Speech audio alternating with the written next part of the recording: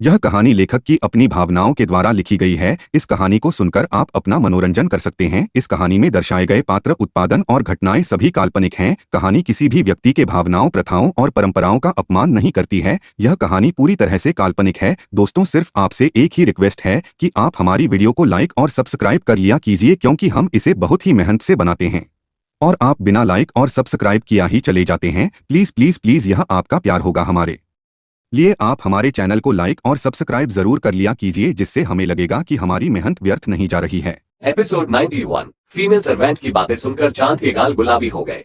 Female servant ने मुस्कुराते हुए कहा, ये लीजिए मैडम, कहते हुए वहां से चली गई। चांद अंदर जाकर अपने कपड़े चेंज करते हुए जैसे जैसे उसने बताया था उसी तरह से इस्तेमाल करने की कोशिश करने लगी। कुछ ही देर में उसे समझ आ गया कि इसे कैसे इस्तेमाल करना है। चांद को अब कंफर्टेबल महसूस हो रहा था। जब भी वह कपड़ा यूज करती थी काफी अजीब लगता था। उसने खुद से कहा, पर हमारे गांव में तो सब लोग कपड़ा ही इस्तेमाल करते थे, शायद शहर के लोग यह इस्तेमाल करते होंगे। सोचते हुए चांद बाहर आ गई। उसके चेहरे पर दर्द नजर आ रहा था। वो ठीक से चल भी नहीं पा रही थी। चांद चलते हुए आकर रूम में नीचे रखे हुए कारपेट पर बैठ गई। वहीं फीमेल सर्वेंट रूम से बाहर आकर व्योम की तरफ देखने लगी, जो कि परेशानी से कॉरिडोर में चक्कर काट रहा था। उसे इस तरह से परेशान होते हुए देखकर सर्वेंट को हंसी आ रही थी, क्योंकि ये द ग्रेट व्योम अग्निहोत्री था, जिसे दुनिया माफिया किंग के नाम से जानती थी, जिसके लिए दुनिया ये कहती थी कि वह एक हार्टलेस इंसान है, जिसे किसी के दर्द से, किसी की तकलीफ से कोई फर्क नहीं पड़ता। पर आज वह इंसान अपनी बीवी को दर्द में देखकर खुद परेशान हो रहा था। फीमेल सर्वेंट ने अपनी मुस्कुराहट को छुपाते हुए कहा, सर, हमने मैडम को बता दिया है कि उन्हें ये कैसे इस्तेमाल करना है। फीमेल सर्वेंट की बात सुनकर व्योम ने अपना सिर हिलाकर उसकी तरफ देखते हुए कहा, जो कुछ भी इस वक्त लड़कियों के लिए जरूरी होता है वो सारी चीजें बनवाओ। और हाँ, याद रखना, किसी भी चीज से उसे कोई साइड इफेक्ट नहीं होना चाहिए, उसे तकलीफ नहीं होनी चाहिए, वरना मैं तुम्हें छोड़ूंगा नहीं। व्योम की धमकी सुनकर फीमेल सर्वेंट ने डरते हुए अपना सिर हिलाया और वहां से चली गई। उसके जाते ही व्योम ने रूम का दरवाजा खोलकर अंदर आ गया। उसने अंदर अपनी नजर घुमाकर देखा तो उसे बेड पर या सोफे पर चांद कहीं भी नजर नहीं आए। उसने कंफ्यूज होते हुए कहा, ये लड़की कहाँ चली गई। सोचते हुए उसने देखा तो उसका ध्यान दूसरी तरफ रखे हुए कारपेट पर गया, जहां चांद अपने पेट को पकड़कर बैठी हुई थी। उसे इस तरह से नीचे बैठा हुआ देख वह पास जाकर उसे गोद में उठाकर गुस्से से कहा, तुम इस तरह से नीचे क्यों बैठी हुई हो। व्योम की गुस्से भरी आवाज सुनकर चांद ने कहा, आपने फिर से हमें छू लिया, आप अपवित्र हो जाएंगे। चांद के मुंह से ठीक से बात भी नहीं निकल रही थी। व्योम ने उसे घूरते हुए कहा, चुप, बिल्कुल चुप, जब तक कुछ नहीं कहूंगा तब तक तुम्हारे मुंह से आवाज नहीं निकलनी चाहिए, वरना सच में तुम्हारी जबान काट दूंगा। कहते हुए व्योम ने चांद को बेड पर बैठा दिया और खुद उसके सामने बैठ गया। उसने चांद के दोनों हाथों की तरफ देखा, जिसे उसने अपने पेट को मजबूती से दबाया हुआ था। उसने धीरे से कहा, दर्द हो रहा है। चांद ने बस अपना सिर हिला दिया। वो अपने निचले होंठ को चबा रही थी। व्योम ने उसका चेहरा ऊपर उठाकर देखा तो उसकी आंखों में हल्की आंसू की बूंदें चमक रही थी। व्योम ने प्यार से कहा, दर्द हो रहा है। चांद ने इस बार भी अपना सिर हिला दिया। व्योम ने उसके होठों की तरफ देखते हुए कहा, अपने होठों को काटना बंद करो और मुझे बताओ, दर्द हो रहा है। चांद ने इस बार रोते हुए कहा, बहुत ज्यादा। उसे रोते हुए देखकर व्योम के चेहरे पर परेशानी नजर आने लगी। उसने आज से पहले ऐसी सिचुएशन का सामना कभी भी नहीं किया था। उसने खुद को शांत करते हुए कहा, अच्छा ओके रुको। कहते हुए व्योम ने जल्दी से साइड टेबल पर रखा हुआ अपना मोबाइल उठाकर अपने असिस्टेंट राजेश का नंबर डायल किया। दूसरी तरफ से राजेश के कॉल उठाते ही व्योम ने कहा, अभी के अभी 2 दिन की फीमेल डॉक्टर को लेकर घर पहुंचो और आने में ज्यादा देर हुई तो तुम रेजिग्नेशन के लिए तैयार हो जाना। कहते हुए व्योम ने कॉल कट कर दिया और चांद की तरफ देखा, फिर उसे अपने सीने से लगाते हुए कहा, बहुत दर्द हो रहा है। चांद अभी भी सिसक रही थी। उसने मजबूती से अपने दोनों हाथों से अपने पेट को दबाया हुआ था। व्योम ने प्यार से कहा, अच्छा मुझे बताओ, क्या हर बार तुम्हें ऐसे ही दर्द होता है। चांद ने रोते हुए कहा, हाँ हर बार, इसलिए हमें यह आना बिल्कुल पसंद नहीं है। हम चाहते हैं कि यह कभी ना आए। चांद की बात सुनकर व्योम ने हैरानी से उसकी तरफ देखा। चांद कैसी बातें कर रही थी। अगर उसे पीरियड्स नहीं आएंगे तो उसकी जान को खतरा हो सकता था और वो फ्यूचर में कभी मां नहीं बन सकती थी। व्योम ने कहा, तुम्हारा दिमाग खराब हो चुका है, कैसी बातें कर रही हो तुम। ये हर महीने आते हैं और यह आना जरूरी है, तभी तो तुम्हारी बॉडी क्लीन होगी। व्योम की बात सुनकर चांद ने धीरे से कहा, नहीं, हमें हर महीने नहीं आते, 2-3 महीने में एक बार पर बहुत दर्द होता है। कभी कभी तो 5-5 महीने नहीं आते, तब हमें बहुत अच्छा लगता है। चांद की बात सुनकर व्योम हैरानी से उसकी तरफ देख रहा था। उसने खुद से कहा, वो my God, what the hell, 4-5 महीने में एक बार, इसे तो ट्रीटमेंट की जरूरत है। सोचते हुए व्योम ने चांद की तरफ देखते हुए कहा, क्या तुम्हारी चुड़ैल चाची को पता था कि तुम्हें रेगुलर पीरियड्स नहीं आते। व्योम की बात सुनकर चांद ने धीरे से कहा, आप हमारी चाची को चुड़ैल मत कहो। व्योम ने गुस्से से कहा, चुप, बिल्कुल, वो चुड़ैल है तो चुड़ैल ही कहूंगा। बस एक बार मेरे सामने आ जाए, अगर मैं उसकी गर्दन काट दी तो मेरा नाम भी व्योम अग्निहोत्री नहीं। व्योम की बात सुनकर चांद के चेहरे पर डर नजर आने लगा। वही व्योम को एहसास हुआ कि उसने चांद के सामने क्या कह दिया है। उसने अपने आप को कंट्रोल करते हुए कहा, मजाक कर रहा हूँ, क्या मैं तुम्हें खूनी नजर आता हूँ? नहीं ना। तो अब रोना बंद करो और मुझे बताओ कि तुम्हें हर बार ऐसे ही दर्द होता है और तुम्हें कब से पीरियड्स आना शुरू हुए हैं? चांद ने धीरे से कहा, हमें 2 साल पहले पीरियड्स आए थे और यह चौथी बार है जब हमें पीरियड्स आ रहे हैं। बहुत दर्द हो रहा है, पिछली बार भी बहुत हुआ था। चांद ने कहा, चाची ने कहा था कि हम अपवित्र हैं, इसलिए उन्होंने हमें घर के बाहर आंगन में सुलाया था। हम बहुत रोए थे पर चाची ने हमारी बात नहीं सुनी। चांद की बात सुनकर व्योम के हाथों की मुट्ठी कसती जा रही थी। उसने जैसे तैसे खुद को कंट्रोल करके प्यार से कहा, अच्छा ठीक है, रोना बंद करो, मैं हूं ना। तुम्हें कहीं बाहर नहीं निकलने दूंगा और अगली बार से अपवित्र शब्द का इस्तेमाल मत करना। यह कोई अपवित्र नहीं होता, यह एक नेचुरल चीज है जो कि हर महीने हर लड़की के साथ होती है। और रही बात अपवित्र की, तो एक लड़की अपवित्र कभी नहीं हो सकती। तुम्हें पता है, इसी ब्लड में एक बच्चा 9 महीने तक अपनी माँ के कोख में पलता है। तो मुझे बताओ, अगर इस वक्त लड़की अपवित्र होती है तो फिर दुनिया में पैदा होने वाला हर एक इंसान अपवित्र है। क्या तुम हर एक शख्स को अपवित्र कहोगी? बोलो। व्योम की बात सुनकर चांद ने अपना सिर ना में हिला दिया। व्योम ने उसके माथे को प्यार से चूमते हुए कहा, तो अब बोलो, क्या तुम अपवित्र हो? चांद ने कहा, नहीं, हम अपवित्र नहीं है। इसका मतलब चाची झूठ बोलती थी। व्योम ने प्यार से कहा, तुम्हारी चुड़ैल चाची एक नंबर की झूठी, गवार, नालायक औरत है। मैं तो कहता हूँ कि उसने जिंदगी में कभी सच बोला ही नहीं होगा। मुझे बताओ, क्या कभी वो तुम्हारे साथ प्यार से पेश आती थी? नहीं ना, वह हमेशा तुम्हें परेशान करती थी। नहीं, फैक्ट तो यह है कि वो तो एक बुढ़े के साथ तुम्हारी शादी करने वाली थी। तो तुम खुद सोचो, क्या वो तुम्हारे बारे में कुछ अच्छा बोल सकती है? नहीं। तो फिर तुम उसकी बातों को याद करके रोती क्यों हो? और अगली बार से अगर तुमने मुझे उसे चुड़ैल कहने से रोका तो मुझसे बुरा कोई नहीं होगा। वो तो चुड़ैल, डायन, भूतनी, पिशाचिनी सब कुछ है। व्योम की बात सुनकर चांद की आंखें बड़ी बड़ी हो गईं। वो कुछ कहने वाली थी कि व्योम ने उसके मुंह पर उंगली रखते हुए कहा, चुपचाप बैठो, बोलने की ताकत नहीं है और बड़ी आई मुझे रोकने वाली। व्योम की बात सुनकर चांद ने अपना चेहरा नीचे झुका लिया। अब तक फीमेल सर्वेंट चांद के लिए ginger tea, hot water bag और कई सारे चॉकलेट्स भी ला चुकी थी। उसने वो सभी टेबल पर रखते हुए कहा, सर, यह मैडम के पेट के निचले हिस्से में रखने के लिए कहिए, उन्हें दर्द से राहत मिलेगी। और यह जिंजर टी पीने से भी उन्हें दर्द से राहत मिलेगी।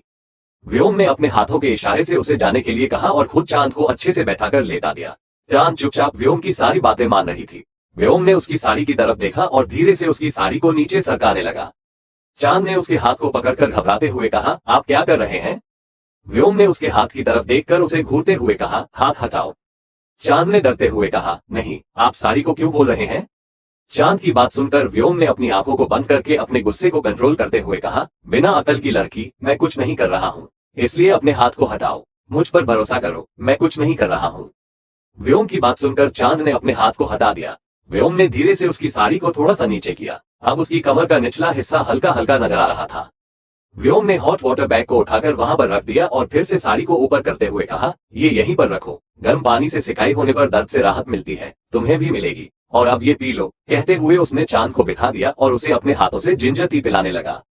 चांद सब कुछ ध्यान से देख रही थी। उसे यकीन नहीं हो रहा था कि कोई उसका इतना ध्यान रख सकता है। व्योम बहुत प्यार से उसे जिंजर पिला रहा था। उसने जिंजर पिलाने के बाद चॉकलेट की तरफ देखा और रैपर निकालकर चांद के हाथ में चॉकलेट दे दी। चॉकलेट को देखकर चांद अपना दर्द भूलकर खुशी से चॉकलेट खाने लगी। उसे चॉकलेट बहुत पसंद थी। जब से उसने पहली बार व्योम की दी हुई चॉकलेट खाई थी, उसे यही लगता था कि दुनिया की सबसे टेस्टी चीज यही है। व्योम बस मुस्कुराते हुए उसे देख रहा था। कुछ देर बाद चांद के पूरे चेहरे पर चॉकलेट लगी हुई थी। जब भी वो चॉकलेट खाती थी, उसे किसी चीज का होश ही नहीं रहता था। व्योम ने उसकी तरफ देखकर खुद से कहा, सीरियसली, छोटी सी बच्ची है ये। सोचते हुए उसने साइड टेबल पर रखे हुए टिश्यू पेपर लाकर चांद के मुंह को साफ करते हुए कहा, चॉकलेट ऐसे क्यों खाती हो जैसे मैं तुम्हारी चॉकलेट चुराकर भाग जाऊंगा? धीरे धीरे भी तो खा सकती हो। व्योम की बात सुनकर चांद ने कुछ नहीं कहा और चुपचाप अपनी नीली आंखों से उसे टुकुर टुकुर देखने लगी।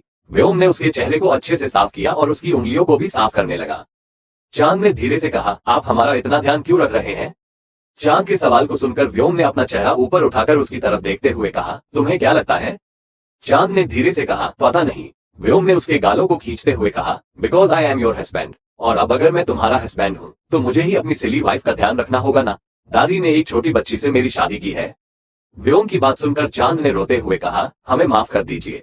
हम जानते हैं कि हम आपको बहुत परेशान करते हैं और हम आपके लायक भी नहीं है। आपकी लाइफ तो आपकी प्रेमिका है, वो अच्छी भी दिखती है, सुंदर भी है और इंग्लिश भी बोलती है। चांद की बात सुनकर व्योम की हंसी पल भर में गायब हो गई। उसने खुद से कहा, इस इडियट के पास दिमाग नाम की चीज नहीं है। मजाक करता हूँ, रोने लगती है, प्यार करता हूँ, रोने लगती है। मुझे तो लगता है कि यह पूरी जिंदगी रोते रोते ही निकलने वाली है। व्योम बेटा, क्या कभी यह मुझे कुछ करने देगी? व्योम बेचारा चांद की तरफ देख रहा था। उसने तो मजाक में कह दिया था कि वह एक छोटी बच्ची है, पर चांद ने उसे अपने दिल पर ले लिया था। वह अभी भी सिसक रही थी। व्योम ने उसका चेहरा ऊपर उठाकर उसे घूरते हुए कहा, रोने के अलावा कुछ आता है तुम्हें? चांद ने मासूम सा चेहरा बनाकर उसकी तरफ देखते हुए कहा, मतलब? व्योम ने कहा, मुझे किस करो। चांद ने बड़ी बड़ी आंखों से उसे देखते हुए कहा, नहीं। व्योम ने उसे घूरते हुए कहा, झूठी, तुम्हें मुझे किस करना पसंद है ना? तुमने कहा था ना कि मैं मेरे लिप्स पसंद है। व्योम की बात सुनकर चांद के गाल गुलाबी हो गए। व्योम ने उसकी तरफ देखते हुए कहा, अब चलो जल्दी से मुझे किस करो। एपिसोड 92। चांद ने कहा, नहीं, हमें दर्द हो रहा है, हमें सोना है। चांद की बात सुनकर व्योम ने कहा, तो मैंने कब कहा कि मुझे लगातार किस करती रहो? बस एक छोटी सी किस दे दो और फिर मैं खुश हो जाऊंगा। क्या तुम मेरे लिए इतना भी नहीं कर सकती? तुम्हें पता है ना कि अपने पति परमेश्वर को खुश रखना ही सबसे बड़ा पत्नी धर्म होता है, और तुम तो पति को खुशी नहीं करती। इसका मतलब तुम पत्नी धर्म को नहीं निभा रही हो। इसका मतलब तुम्हारे महादेव पक्का तुमसे नाराज हो जाएंगे, और मैं भी। व्योम की बात सुनकर चांद ने धीरे से कहा, आप सच में नाराज हो जाओगे? व्योम ने क्यूट सा चेहरा बनाते हुए कहा, बहुत ज्यादा, मैं तो तुमसे बात भी नहीं करूंगा। चांद ने धीरे से कहा, ऐसा मत कीजिए ना। व्योम ने चांद की तरफ देखते हुए कहा, तो फिर किस करो? चांद ने धीरे से कहा, सुनिए ना, अभी हमें शर्म आती है। चांद की बात सुनकर व्योम ने खुद से कहा, ये लड़की मेरी जान लेकर रहेगी, जादूगरनी कहीं की। कहते हुए व्योम ने आगे बढ़कर हल्के से चांद के होठों को चूम लिया। चांद के गाल इस वक्त शर्म से लाल हो चुके थे और वह अपने दर्द को पूरी तरह से भूल चुकी थी। व्योम के साथ होने पर वह एक अलग ही इंसान बन जाती थी, और उसके अंदर की शर्मीली, क्यूट, इनोसेंट चांद बाहर आ जाती थी, जो दूसरों के सामने डरी सहमी रहती थी। चांद के चेहरे की तरफ देखकर व्योम ने धीरे से कहा, तुम्हें अभी भी दर्द हो रहा है? चांद ने बस अपना सिर हिला दिया। व्योम ने उसे अच्छे से बिस्तर पर लिटाया और हल्के हाथों से उसके पेट के निचले हिस्से को दबाने लगा। व्योम के हाथों को वहां पर महसूस करके चांद अपने निचले होंठ को चबा रही थी। उसे अपनी बॉडी में अजीब सी सेंसेशन महसूस हो रही थी। वो व्योम को रोकना चाहती थी, लेकिन उसे अच्छा भी लग रहा था, इसलिए उसने अपनी आंखों को बंद किया और जो कुछ भी व्योम कर रहा था उसे करने देना ही बेहतर समझा। कुछ देर बाद चांद इस तरह से लेटे लेटे ही सो चुकी थी और व्योम अभी भी उसके पेट के निचले हिस्से में मसाज कर रहा था। तभी दरवाजे पर किसी के खटखटाने की आवाज सुनाई दी। व्योम ने चांद की साड़ी को ठीक किया और उसकी ब्यूटीफुल वाइफ की बॉडी का कोई भी हिस्सा नहीं दिख रहा है, ये सुनिश्चित करने के बाद वो अपनी जगह से उठकर खड़ा हो गया। उसने दरवाजा खोला और देखा कि उसके असिस्टेंट राजेश और 2 फीमेल डॉक्टर दरवाजे पर मौजूद थे। उन्हें देखते ही व्योम ने कहा, अंदर आ जाओ। इतना कहते ही दोनों फीमेल डॉक्टर अंदर आ गई और राजेश वहां से चला गया। अंदर आकर उन्होंने व्योम की तरफ देखते हुए कहा, मिस्टर अग्निहोत्री, हमें बताइए कि आपने हमें यहाँ पर क्यों बुलाया है? व्योम ने चांद की तरफ इशारा करते हुए कहा, मेरी वाइफ को पीरियड्स आए हैं और वह कह रही है कि उसे पीरियड्स हर महीने नहीं आते। उसने ये कहा है कि उसे फर्स्ट टाइम पीरियड 2 साल पहले आए थे और तब से लेकर आज तक उसे सिर्फ 4 बार पीरियड्स आए हैं। उसे कुछ ज्यादा ही दर्द हो रहा था। व्योम की बात सुनकर दोनों डॉक्टरों के चेहरों के एक्सप्रेशन गंभीर हो गए। उन्होंने हैरानी से कहा, व्हाट, 2 साल में सिर्फ 4 बार पीरियड्स? तो फिर 2 साल तक आप क्या कर रहे थे मिस्टर अग्निहोत्री? क्या आपने इन्हें किसी डॉक्टर को नहीं दिखाया? व्योम ने डॉक्टरों को घूरते हुए कहा, मेरे सामने ऊंची आवाज में बात करने की हिम्मत मत करना। और वह मेरे साथ 2 साल से थी ही नहीं, तो मैं उसे डॉक्टर के पास कैसे लेकर जाता? वो मेरे साथ पिछले 15 दिनों से रह रही है। अब फालतू सवाल मत पूछो और मेरी वाइफ को चेक करके बताओ कि वो ठीक है या नहीं। वो काफी ज्यादा कमजोर भी है। दोनों डॉक्टरों ने बेड पर लेटी चांद की तरफ देखा, जो किसी स्नो व्हाइट की तरह लग रही थी। उसकी खूबसूरती देखकर डॉक्टर भी एक पल के लिए उसे देखते रह गई।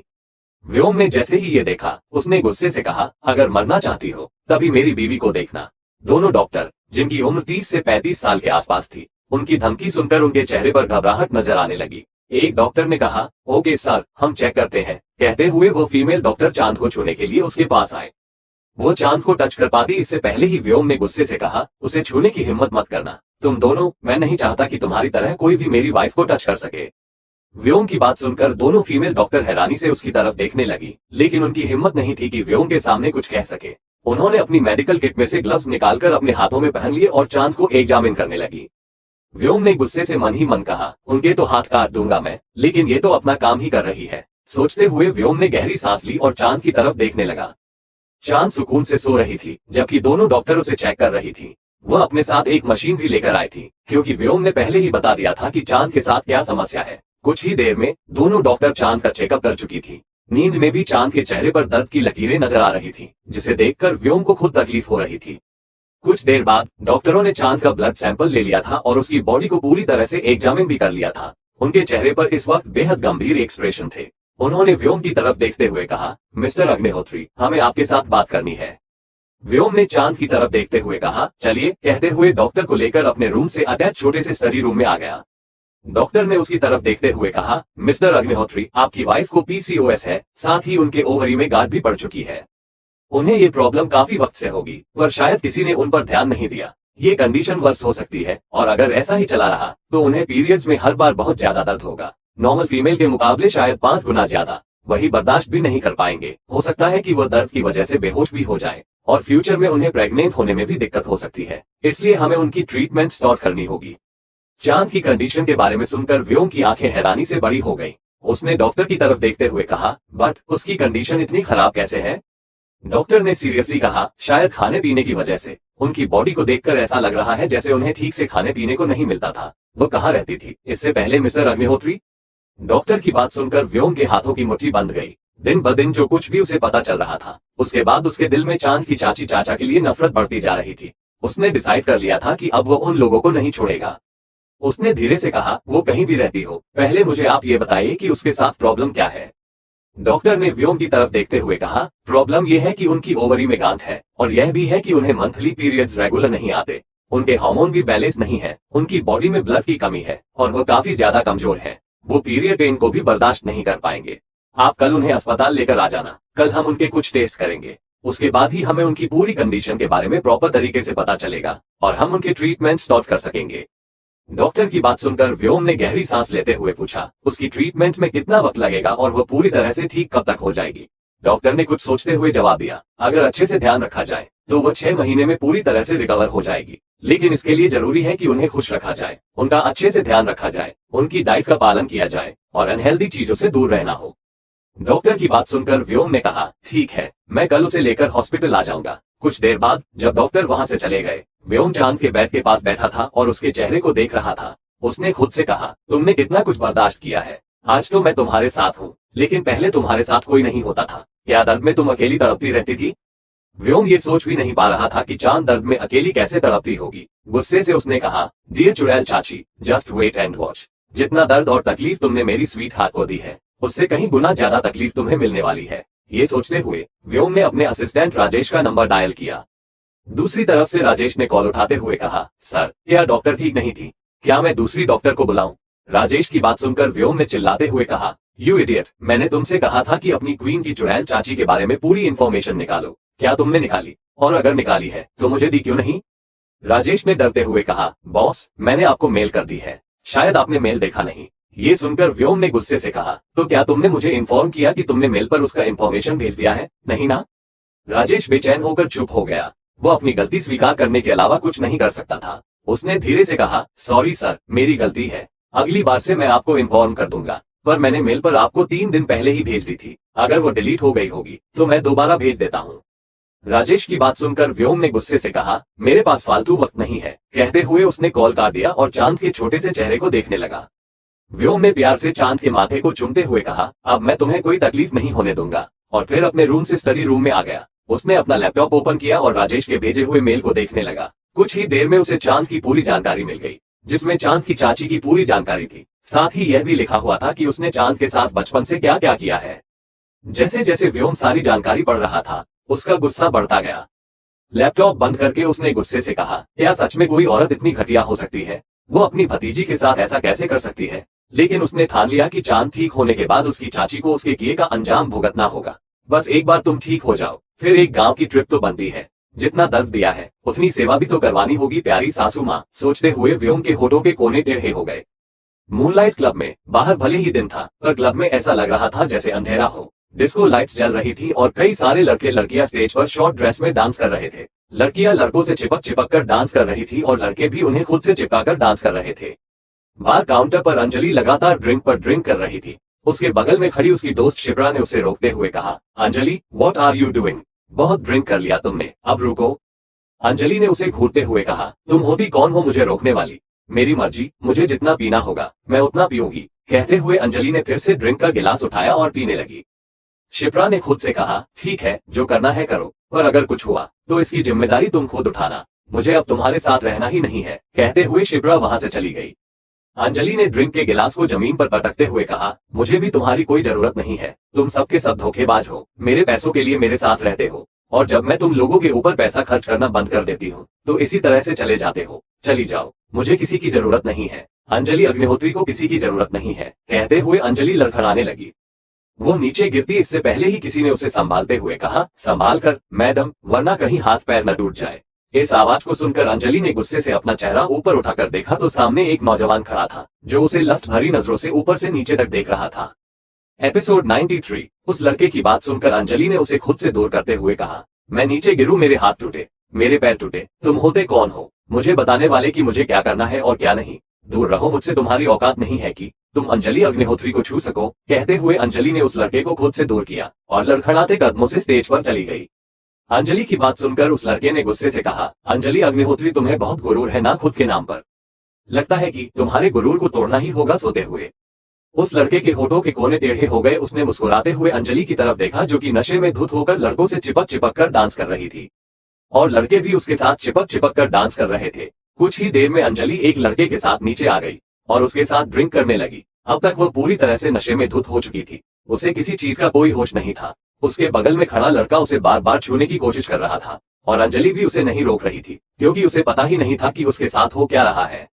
वो लड़का जिसे थोड़ी देर पहले अंजलि ने बुरा भला कहा था, उसने कुछ दूरी पर बैठे अपने दो दोस्तों की तरफ देखकर आंखों से उन्हें कुछ इशारा किया। उन दोनों ने अपना सर हिला दिया और उसके पास आ गए। अंजलि ड्रिंक काउंटर पर बैठी हुई थी और वह लड़का अभी भी उसे छू रहा था। उसने अंजलि की कमर पर अपना हाथ रखते हुए कहा, स्वीट हार्ट, चलो ना एक रोमांटिक नाइट स्पेंड करें। अंजलि ने उस लड़के को घूरते हुए कहा, डॉन टी यू डेयर, तुम्हारी औकात नहीं है कि तुम मुझे छू सको, दफा हो जाओ यहाँ से, अपनी औकात की लड़की को ढूंढो। कहते हुए अंजलि ने फिर से ड्रिंक की गिलास उठा ली।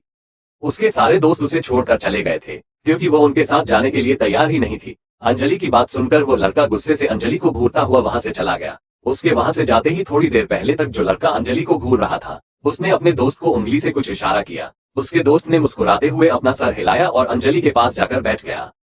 उसने अंजलि की तरफ देखते ही कहा, है स्वीट हार्ट, क्या हुआ, तुम इतना ड्रिंक क्यों कर रही हो? Any problem? अंजलि ने उसकी तरफ देखकर गुस्से से कहा, मुझे कोई भी प्रॉब्लम हो, तुम होते कौन हो मुझे पूछने वाले? मेरी जिंदगी है जिसमें सिर्फ प्रॉब्लम थी, प्रॉब्लम्स है, और इनफैक्ट मेरी लाइफ का हर एक इंसान प्रॉब्लम है। जिससे प्यार करती वो मुझे छोड़कर चला जाता है। मेरे परिवार को मुझसे कोई मतलब नहीं है, सबके सब मतलबी है, किसी को मुझसे कोई फर्क नहीं पड़ता।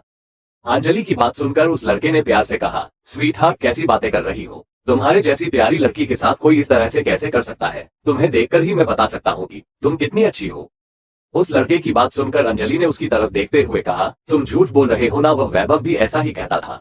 वह कहता था कि मैं बहुत खूबसूरत हूँ, पर फिर वो घटिया सी चांद वहां आ गई।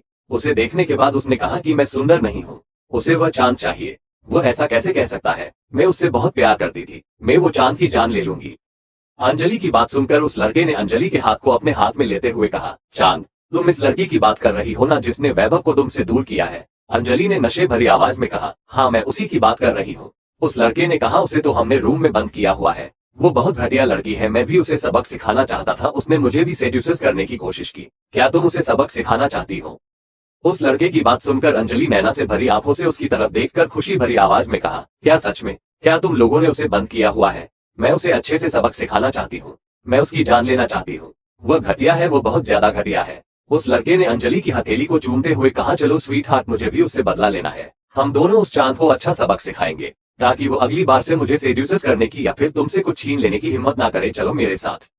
अंजलि ने कहा, ओके चलो, कहते हुए लड़खड़ाते हुए अपनी जगह पर खड़ी हो गई। उसे लड़के ने अपने दोनों दोस्तों को आंखों से कुछ इशारा किया और अंजलि को लेकर क्लब के कॉरिडोर की तरफ जाने लगा जहां से लिफ्ट थी। लिफ्ट में आते ही उसने अंजलि की कमर को पकड़कर अपने करीब खींचते हुए कहा, वैसे स्वीट हार्ट, कौन सा इडियट है जिसने तुम्हारे जैसे खूबसूरत हसीना को छोड़कर उस चांद जैसी बदसूरत लड़की को अप्रोच किया? अपने लिए खूबसूरत वर्ड सुनकर अंजलि ने उस लड़के के गले में अपनी दोनों बाहें डालते हुए कहा, वो वैभव वह घटिया है, मैंने उस पर अपने लाखों करोड़ों रुपए खर्च किए हैं। उसने मुझे स्पोर्ट्स कार मांगी, मैंने नहीं थी क्योंकि भाई ने मुझे खरीद के नहीं दी, तो उसने मुझे कहा कि मैं उसके लायक नहीं हूँ और उसने मुझे छोड़ दिया। वह ऐसा कैसे कर सकता है? मैं उसे कभी नहीं छोड़ूंगी, पर पहले मैं उसे घटिया चांद को सबक सिखाऊंगी। उसने मेरी बॉयफ्रेंड को सेड्यूस किया है, उसने जानबूझकर यह किया है। उसका एक आदमी से पेट नहीं भरता, इसलिए बस सबको अपनी जाल में फंसाना चाहती है। अंजलि की बात सुनकर वो लड़का बस मुस्कुराते रहा था। उसने खुद से कहा, सच में जलन और नफरत में लड़कियां कैसे क्या बन जाती है। सोचते ही उसके होठों के कोने टेढ़े हो गए। कुछ ही देर में वो अंजलि को लेकर थर्ड फ्लोर पर आ गया। उसने एक रूम की तरफ इशारा करते हुए कहा, हमने उसी रूम में चांद को बंद करके रखा है और अब हम उसे वहीं पर सबक सिखाने वाले हैं, चलो तुम। अंजलि ने कहा, ठीक है चलो। उस घटिया चांद को आज मैं मार डालूंगी, उसे इतना टॉर्चर करूंगी कि वो खुद मर जाएगी। कहते हुए अंजलि उस लड़के के साथ लड़खड़ाते कदमों से रूम के पास आ गई। पीछे से उसके दोनों दोस्त भी ऊपर आ चुके थे। वो लोग भी उनके पीछे पीछे ही अंदर आ रहे थे। रूम के अंदर आते ही उस लड़के ने अंजलि को अंदर खींचकर मुस्कुराते हुए कहा, चलो स्वीट हार्ट। अंजलि ने अंदर जाकर नशे भरी आवाज में कहा, कहाँ है वो घटिया चांद? कमीनी, मैं तुझे छोड़ूंगी नहीं। तूने मेरे वैभव को सेड्यूस किया, तूने मेरे वैभव को अपने जाल से में फंसाया। तेरी वजह से उसने मुझे छोड़ दिया। मैं तुझे जिंदा नहीं छोड़ूंगी, मैं तुझे जान से मार डालूंगी, मैं तेरी जान ले लूंगी कामिनी घटिया। अंजलि लगातार बोल रही ही थी। वही वो लड़का टेढ़ी मुस्कुराहट के साथ अंजलि को ही देख रहा था। उसके दोनों दोस्त भी रूम का दरवाजा खोलकर अंदर आ चुके थे। अंदर आते ही उन्होंने अंदर से रूम के दरवाजे को लॉक कर दिया और जोर जोर से हंसने लगे। जिस लड़के की अंजलि ने इंसल्ट की थी, उसने अंजलि के पास जाकर उसे कमर से पकड़कर अपने करीब खींचते हुए कहा, स्वीट हार्ट, क्या कहा था तुमने? तुम्हें छूने की औकात नहीं है मेरी, पर अब तो मैं तुम्हें छू रहा हूँ, क्या करोगी तुम? अचानक से किसी की पकड़ अपनी कमर पर महसूस करके पलट कर देखा तो उस लड़के को देखकर उसने चिल्लाते हुए कहा, तुम घटिया इंसान, छोड़ो मुझे। तुम्हारी हिम्मत कैसे हुई मुझे छूने की? तुम्हारी जान ले लूंगी मैं। तुम जानते नहीं हो कि मैं कौन हूँ? अंजलि अग्निहोत्री नाम है मेरा। मेरा भाई तुम्हारी जान ले लेगा, छोड़ो मुझे। अंजलि की बात है सुनकर वो लड़का जोर जोर से हंसने लगा। उसने अपने दोनों दोस्तों की तरफ देखते हैं, साहिल, सात्विक, क्या बोलते हो? इस खूबसूरत हसीना को हम तीनों अच्छे से सेटिस्फाई कर पाएंगे या नहीं? उन दोनों लड़कों ने, जिनका नाम साहिल और सात्विक था, अपने तीसरे दोस्त की तरफ देखते हुए कहा, अखिल, मुझे लगता है कि आज हम इसे अच्छे से सेटिस्फाई कर पाएंगे। अपने दोस्तों की बात सुनकर अखिल जोर से हंसने लगा। वही उन तीनों की बातों को अंजलि ठीक से समझ नहीं पा रही थी, पर वो उन्हें खुद से दूर करने की कोशिश कर रही थी। उसने अखिल को खुद से दूर धक्का देते हुए कहा, छोड़ो मुझे घटिया इंसान, मैं तुम्हारी जान ले लूंगी। तुम्हारी औकात नहीं है कि तुम अंजलि अग्निहोत्री को छू सको। छोड़ो मुझे, मेरा भाई तुम्हारी जान ले लेगा। अंजलि की बात सुनकर अखिल ने दांत पीसते हुए कहा, बहुत जबान चलती है तेरी, पर कोई बात नहीं, तुझे चुप कैसे करना है हम जानते हैं। वैसे भी मुझे तेरी चीख सुननी है। अखिल ने अंजलि के बालों को पकड़कर उसका चेहरा ऊपर किया और उसके होठों को चूमने की कोशिश करने लगा। अंजलि अपना चेहरा इधर उधर फेर रही थी और गुस्से से चिल्लाते हुए उसे खुद से दूर करने की कोशिश कर रही थी। अखिल ने गुस्से से अंजलि के गाल पर एक जोरदार थप्पड़ मारा और चिल्लाते हुए कहा, कमीनी, क्यों गुस्सा दिला रही है? चुपचाप से हमारे साथ एंजॉय कर, तू भी मजे लेगी और हम भी। कहते हुए अखिल ने अंजलि को बेड पर पटक दिया और खुद उसके ऊपर जाकर उसे किस करने की कोशिश करने लगा। अंजलि अभी भी अपना चेहरा दूसरी तरफ कर रही थी। भले ही वो नशे में थी, पर वो समझ पा रही थी कि उसके साथ हो क्या रहा है। उसने रोते हुए कहा, छोड़ो मुझे, मेरा भाई तुम्हें छोड़ेगा नहीं। तुम जानते नहीं कि मेरा भाई कितना खतरनाक है, वो तुम सब लोगों की जान ले लेगा। अखिल के दोनों दोस्त भी अपनी शर्ट उतार चुके थे और अपने बेल्ट को खोलकर अपनी पैंट की बटन खोलकर खड़े हो गए थे। अंजलि रो रही थी, पर अखिल को कोई फर्क नहीं पड़ रहा था। उसने अंजलि के होठों की तरफ देखते हुए कहा, आज की रात बहुत मजेदार होगी स्वीट हार्ट, कहते हुए और उसके होठों को चबाते हुए उसे किस करने लगा। अंजलि उसे खुद से दूर करने की पूरी कोशिश कर रही थी, पर अखिल जैसे उस पर हावी हो चुका था। उसके बाकी दोनों दोस्त भी अंजलि की पूरी बॉडी को यहाँ वहाँ छू रहे थे। कुछ देर में उन लोगों ने अंजलि के जिस्म से उसके कपड़ों को फाड़कर अलग कर दिया था और उसकी बॉडी पर टूट पड़े थे। अंजलि की चीखें पूरे रूम में गूंज रही थी, पर उन तीनों को कोई फर्क नहीं पड़ रहा था। अंजलि ने चिल्लाते हुए कहा, छोड़ो मुझे व्योम भाई, अध्याय भाई, बचाओ मुझे। अंजलि को चिल्लाते हुए देखकर अखिल ने उसके बॉडी पर बचे हुए बाकी कपड़ों को निकालते हुए कहा, आज तुझे कोई नहीं बचाने वाला मेरी जान, आज तुझे कोई नहीं बचाने वाला। हम तीनों से क्या करेगी तू? कहते हुए अपने भी कपड़ों को उतारकर अंजलि के ऊपर आते हुए कहा, तू तैयार है ना मेरी जान? कहते हुए अंजलि की तरफ देखकर रो रोकर उसका गला बैठ चुका था। उसका नशा भी हल्का हल्का उतर चुका था, पर अभी भी उसे समझ नहीं आ रहा था कि वो करे क्या करे। अखिल और अंजलि के साथ जबरदस्ती करने लगा। कुछ ही देर में अंजलि की दर्दनाक चीख पूरे रूम में गूंज रही थी, पर कोई भी उसे बचाने के लिए वहां पर नहीं था। अंजलि बेजान सी बिस्तर पर पड़ी हुई थी और वह तीनों उसके ऊपर जाकर उसके साथ जबरदस्ती कर रहे थे। अंजलि की आंखों से लगातार आंसू निकल रहे थे और उसकी बॉडी पर जानवरों की तरह काटने और नोचने के निशान बन चुके थे। उसने अपनी आधी खुली आंखों से सीलिंग को देखते हुए कहा, व्योम भाई बचाओ, कहते हुए उसकी आंखें बंद हो गई। वही वो तीनों लड़के जिनका नाम अखिल, साहिल और सात्विक था, अंजलि के साथ काफी देर तक जबरदस्ती करते रहे। जब अंजलि पूरी तरह से बेहोश हो गई और वह तीनों सेटिस्फाई हो गए, उन्होंने अपने कपड़े पहने और उठकर खड़े हो गए। अखिल अंजलि की तरफ देखते हुए कहता है, वैसे ये कौन? अग्निहोत्री परिवार की बात कर रही थी, काफी बार बोल रही थी, अंजलि अग्निहोत्री, अंजलि अग्निहोत्री। काफी ज्यादा घमंड था कामिनी को। मुझे बोल रही थी कि मुझे छूने की औकात नहीं है, अब दिखा दी ना इसे इसकी औकात। कहते हुए अखिल हंसने लगा। उसकी बात सुनकर दूसरे लड़के, जिसका नाम सात्विक था, उसने कंफ्यूज होते हुए कहा, क्या नाम लिया तुमने? अंजलि अग्निहोत्री। कहते हुए उसके चेहरे पर अजीब से एक्सप्रेशन आ गए। अगले ही पल उसने अंजलि के चेहरे की तरफ देखकर घबराते हुए कहा, अंजलि अग्निहोत्री? क्या यह व्योम अग्निहोत्री की बहन है? क्योंकि शायद उसका नाम भी अंजलि अग्निहोत्री है।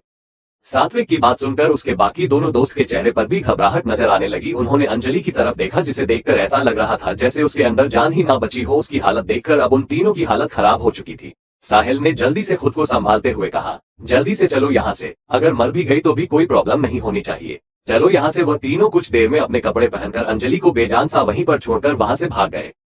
Thanks for watching. Subscribe for more amazing stories.